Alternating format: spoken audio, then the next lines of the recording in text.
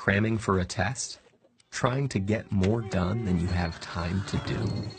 Stress is a feeling we all experience when we are challenged or overwhelmed. But more than just an emotion, stress is a hardwired physical response that travels throughout your entire body. In the short term, stress can be advantageous, but when activated too often or too long, your primitive fight or flight stress response not only changes your brain, but also damages many of the other organs and cells throughout your body. Your adrenal gland releases the stress hormones cortisol, epinephrine, also known as adrenaline, and norepinephrine. As these hormones travel through your bloodstream, they easily reach your blood vessels and heart. Adrenaline causes your heart to beat faster and raises your blood pressure, over time causing hypertension. Cortisol can also cause the endothelium, or inner lining of blood vessels, to not function normally. Scientists now know that this is an early step in triggering the process of atherosclerosis, or cholesterol plaque buildup in your arteries. Together, these changes increase your chances of a heart attack or stroke. When your brain senses stress, it activates your autonomic nervous system. Through this network of nerve connections, your big brain communicates stress to your enteric or intestinal nervous system. Besides causing butterflies in your stomach, this brain-gut connection can disturb the natural rhythmic contractions that move food through your gut, leading to irritable bowel syndrome, and can increase your gut's sensitivity to acid, making you more likely to feel heartburn.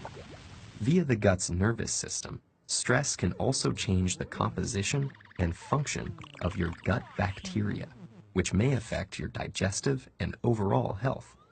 Speaking of digestion, does chronic stress affect your waistline? Well, yes. Cortisol can increase your appetite. It tells your body to replenish your energy stores with energy-dense foods and carbs, causing you to crave comfort foods. High levels of cortisol can also cause you to put on those extra calories as visceral or deep belly fat. This type of fat doesn't just make it harder to button your pants. It is an organ that actively releases hormones and immune system chemicals called cytokines that can increase your risk of developing chronic diseases such as heart disease and insulin resistance. Meanwhile, stress hormones affect immune cells in a variety of ways. Initially, they help prepare to fight invaders and heal after injury, but chronic stress can dampen the function of some immune cells, make you more susceptible to infections, and slow the rate you heal. Want to live a long life? You may have to curb your chronic stress. That's because it has even been associated with shortened telomeres, the shoelace tip ends of chromosomes that measure a cell's age. Telomeres cap chromosomes to allow DNA to get copied every time a cell divides without damaging the cell's genetic code. And they shorten with each cell division.